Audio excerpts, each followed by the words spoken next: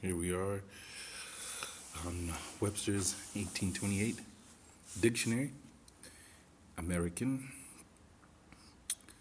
a noun, a native of America, originally applied to the Aborigines, which is interesting because when we start to look into the word Aborigine, depending on whose definition, an Aborigine is also an Italian.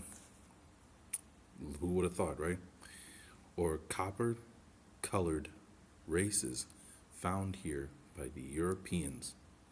Races meaning more than one, right? Different peoples over here. But now applied to the descendants of Europeans born in America. Now, interesting, it says born in America, but you have no documents that says you're an American. Every last one of your documents say you're either one, a state citizen, which of the state in which you were born, right? And two, you're a United States citizen. And if you want to get into a civics lesson, I'll beat you over the head with a civics lesson because the United States citizen and American are two different things. And if you don't know that, it's because you're blind and ignorant. The name American must exalt the pride of patriotism. Now notice that too. Isn't that, since it's been hijacked, right? It belonged to people of copper-colored skin complexion. Now it's been stolen by the Europeans. And whenever they talk about it, it's with pride. Whenever you talk about it, it's with doom and gloom, right? Like, what has America done for you? But then they sit over here and they write songs, I'm proud to be an American. You're proud to have stolen someone else's identity. That's what you're saying. Watch this. From a line of inquiry with young Django. God fucking damn it! As I was saying, if you were to see the little brothers again, you could recognize them. Sold American! So, Mr. Speck. So as you can see right there, they even hide it in the movies and put it in front of you. Sold American. He didn't say sold African, sold Negro, sold anything else, sold American, because they know when I say they, I'm saying those that have been educated and have put in positions of authority, they know who you are. Just like that Senator Scott Beeson of Alabama, when he was being recorded by the FBI without his knowledge, and he and his associates were making fun of the quote-unquote black people of Alabama for not going out to vote. One guy calls him an Indian, and what does he say? Oh, you mean Aborigines, right? Applied to the American, a noun, a native of America, originally applied to the Aborigines.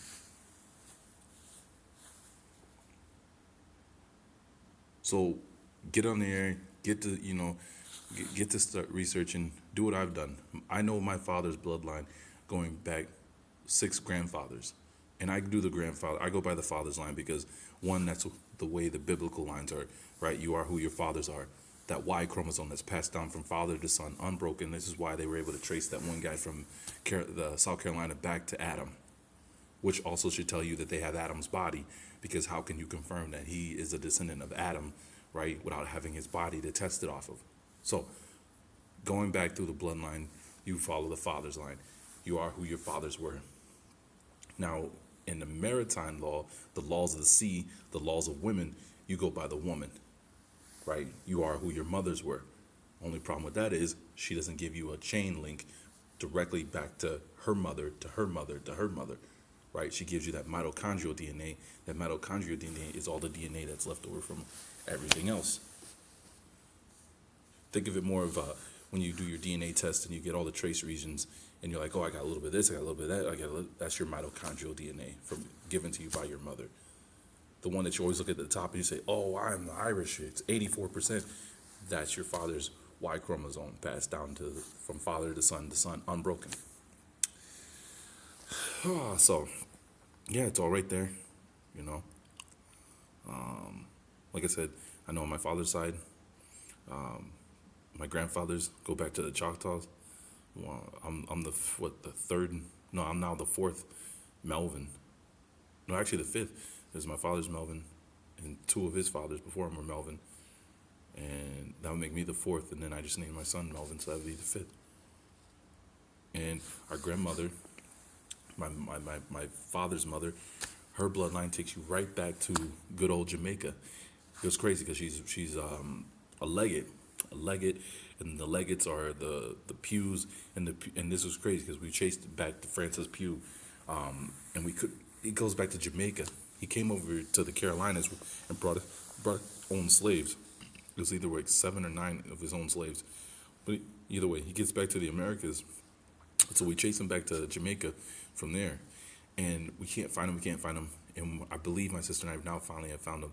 We used the University of Florida's records, census records, and recorded records, and we believe we found him. He changed his name when he came to the Americas. He was John Taylor, and from John Taylor he became Francis Pugh when he got to the Americas, or he changed in Jamaica before he got to America. So there goes that whole. I mean, it just throws that out the window. How did he have an English name the whole entire time, right? John Taylor, Francis Pugh, but you're supposed to be an African from Africa.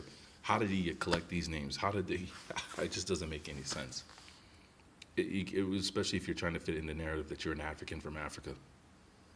No, my bloodline shows me I'm more than that. The issue is we're trying to find our mothers, and that's been the one that's been holding us up for years. I believe from her last name, we're going to find out she's related to the Choctaws, because her last name is Willis. And the more I've been making friends with the Choctaws, I started noticing that there's a certain group of them from Mississippi, that are the Willises. So